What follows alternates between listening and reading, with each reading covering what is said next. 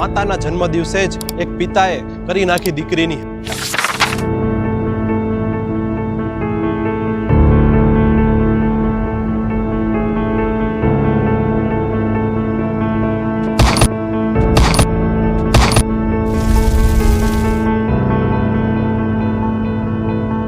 ઘરમાં કેક તૈયાર હતો, ઘરને સજાવવામાં આવ્યું હતું અને માતા માટે જમવાનું બનાવી રહી હતી રાધિકા, કે જે પોતે એક આંતરરાષ્ટ્રીય ટેનિસ પ્લેયર છે. બપોરના 3 વાગ્યે રસોડામાં ગુંજે છે ગોળીઓનો અવાજ.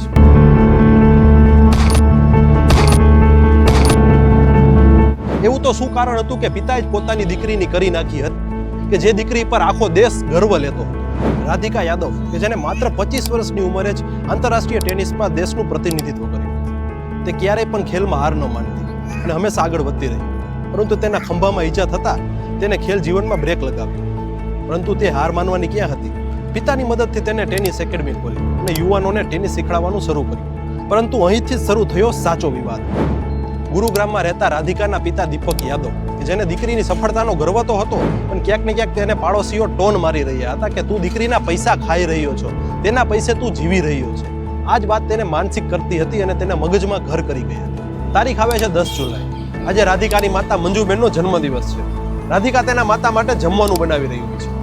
ત્યારે તેના પિતા દીપક ઘરે આવે છે અને રાધિકા સાથે એકેડમી બાબતે ઝઘડો કરે છે. થોડી જ વારમાં દીપક પોતાના પાસે રહેલ લાયસન્સ વાળી બંદૂક કાઢે છે અને રાધિકા ઉપર તાણે છે અને વારાફરતી 1, 2, 3 એવી રીતે 3 ગોળીઓ તેને ધરબી દીધી.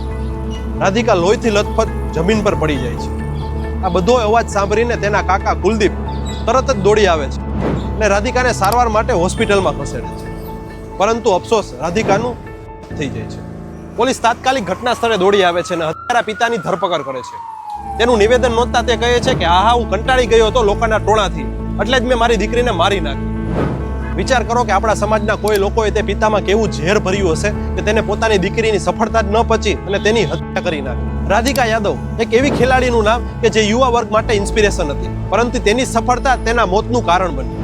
આ કેસ માત્ર એક હત્યા નથી, પરંતુ મોટો સવાલ છે આપણા સમાજના વિચારોનું, લોકોની ખોટી ટિપ્પણીનું અને પિતાની તૂટેલી માનસિકતાનું. શું સાચું શું ખોટું તમે કોમેન્ટ કરીને જરૂર જણાવજો. અને આવા જ વિડીયો જોવા માટે વોઇસ ઓફ ડે મીડિયાને સબસ્ક્રાઇબ અને ફોલો કરવાનું ન ભૂલતા.